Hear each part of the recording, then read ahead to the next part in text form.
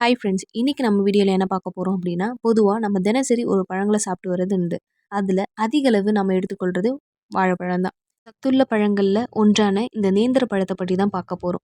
இந்த நேந்திர பழத்தை பயன்படுத்தி சிறியவர்கள் முதல் பெரியவர் வரை விரும்பி சாப்பிடக்கூடிய மாலை நேர இனிப்பு போண்டாவை எப்படி செய்யறதுனோ அதோட மருத்துவ பயன்கள் என்னன்றதும் இந்த வீடியோவில் நம்ம பார்க்க போகிறோம்.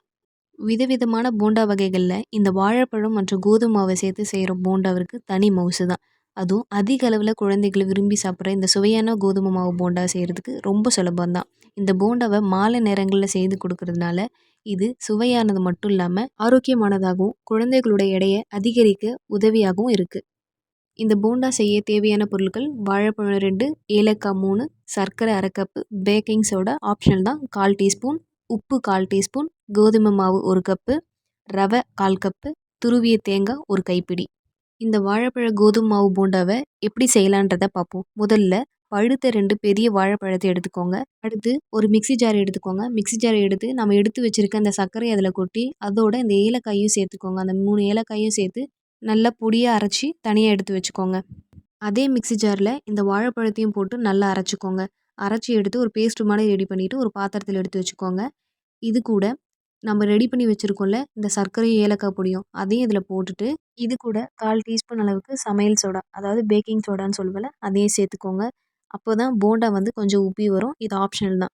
அதே அளவுக்கு உப்பும் கொஞ்சம் சேர்த்துக்கோங்க. உப்பு சேர்த்திங்க அப்படின்னா இனிப்பு இன்னும் கொஞ்சம் தூக்கலாக தெரியும். அடுத்து இது கூட 1/4 கப் அளவுக்கு ரவையை சேர்த்துக்கோங்க. வறுத்த ரவை, வறுக்காத ரவை எதுனாலும் சேர்த்துக்கலாம். நம்ம ரவையை சேர்க்குறப்ப இந்த சர்க்கரை வந்து கரைஞ்சி மாவு தளர ஆரம்பிச்சிடும். இந்த சமயத்தில் 1 கப் அளவுக்கு கோதுமை மாவை சேர்த்துக்கணும். கோதுமை மாவு சேர்த்ததுக்கப்புறம் மாவு வந்து கெட்டியாயிடும். அதுக்கப்புறம் போண்டாவுக்கு தேவையான பதத்துக்கு மாவை நம்ம கலக்கிக்கணும். இது வந்து கொஞ்சம் தண்ணியை தேவைப்பட்டால் தண்ணியை கொஞ்சமாக சேர்த்து ரெடி பண்ணிக்கோங்க. இந்த மாவு ரொம்ப கெட்டியாகவும் இல்லாமல் ரொம்ப தளர்வாகவும் இல்லாமல் போண்டா மாவு பதத்துக்கு மீடியமாக கரைச்சி வச்சுக்கோங்க. அதுக்கப்புறம் ஒரு 10 நிமிஷம் அப்படியே விட்டுடுங்க. இந்த 10 நிமிஷம் நல்லா ஊறினதுக்கப்புறம் நம்ம துருவி வச்சுருக்க தேங்காவை இதில் சேர்த்துக்கோங்க. சேர்த்து நல்லா கலந்துக்கோங்க. அதுக்கப்புறம் அடுப்பை ஆன் பண்ணி எண்ணெயை கடாயில் ஊற்றி நல்லா எண்ணெய் சூடாகட்டும். நல்லா சூடானதுக்கப்புறம் அடுப்பை சிம்மில் வச்சுக்கோங்க. ஏன்னா கோதுமை மாவு வாழைப்பழம் எல்லாமே கெட்டியாக இருக்குன்றதுனால நம்ம சிம்மில் வச்சு பொறுமையாக பொன்னிறமாக பொரிச்சு எடுத்துக்கோங்க. அவ்வளோதாங்க, சிறியவர்கள் முதல் பெரியவர்கள் வரை விரும்பி சாப்பிடக்கூடிய மற்றும் ஆரோக்கியமான இனிப்பு போண்டா ரெடி ஆயிடுச்சு. இதுவரை நம்ம நேந்திர பழத்தை பயன்படுத்தி எப்படி இனிப்பு போண்டா செய்யறதுன்றதை பார்த்தோம். இப்போ நம்ம இதோட மருத்துவ குணங்கள் என்னன்றதை பார்ப்போம். அதிக உடல் சூடு உள்ளவங்க இந்த பழத்தை சாப்பிட்றதுனால உடல் வந்து நல்ல குளிர்ச்சி பெறும். அது மட்டும் இல்லாமல் ரத்த சோகை இருக்கவங்க இந்த பழத்தை சாப்பிட்டு வர்றதுனால நல்ல ரத்தம் விருத்தி அடையும். அடுத்து காசநோய் உள்ளவங்க தினமும் இரவு முட்டையோட இந்த நேந்திர பழத்தை சாப்பிட்றதுனால காசநோய் நீங்கும். அடுத்து அல்சர் உள்ளவங்க தினமும் ஒரு பழத்தை சாப்பிட்டு வரப்ப குடலில் உள்ள புண்ணாறி குடலை மென்மையாக ஆக்கும். அதுக்கப்புறம் நல்ல பசியை தூண்டும். இந்த பழத்தில் அதிக பொட்டாசியம் இருக்கிறதுனால தினமும் காலையில் சாப்பிட்டதுக்கப்புறம் 1 மணி நேரம் கழித்து இந்த வாழைப்பழத்தை நம்ம சாப்பிட்டு வரதுனால நம்மளோட இதயம் ஆரோக்கியமானதாக இருக்கும். அதே மாதிரி இது நம்ம உடம்பில் இருக்க கெட்ட கொழுப்புகளையும் குறைக்குது. ரொம்ப ஒல்லியாக இருக்கும் அப்படின்னு நினச்சி நீங்கள் ஃபீல் பண்ணுறீங்க அப்படின்னா இந்த பழம் உங்களுக்கு ரொம்பவே உதவியாக இருக்கும். உடல் எடையை அதிகரிக்கணும்னு நினைக்கிறவங்க தினமும் இந்த பழத்தை வேக வச்சு சாப்பிட்டு வர உடல் எடை அதிகமாகும்.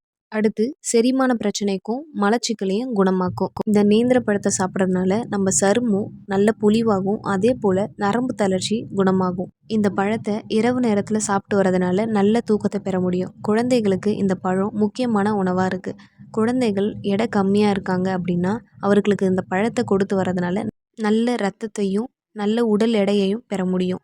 இந்த பொடியில் பொட்டாசியம், கால்சியம், பாஸ்பரஸ் மற்றும் இரும்பு சத்து அதிகமாக இருக்கிறதுனால இதில் உள்ள நார்ச்சத்து குழந்தையோட செரிமானத்திற்கு உதவியாக இருக்குது. இதுவரை நம்ம வீடியோவில் உடல் எடையை அதிகரிக்கக்கூடிய நேந்திர பழ போண்டாவை எப்படி செய்யறதுனோ அதோட மருத்துவ பயன்கள் என்னன்றதையும் பார்த்தோம். இந்த வீடியோ உங்களுக்கு பயனுள்ளதாக இருக்கும் நம்புகிறேன். பிடிச்சிருந்தால் லைக் பண்ணுங்கள், ஷேர் பண்ணுங்கள், கமெண்ட் பண்ணுங்கள், மறக்காமல் சப்ஸ்கிரைப் பண்ணுங்கள். இதே மாதிரி அடுத்த வீடியோவில் சந்திப்போம். நன்றி.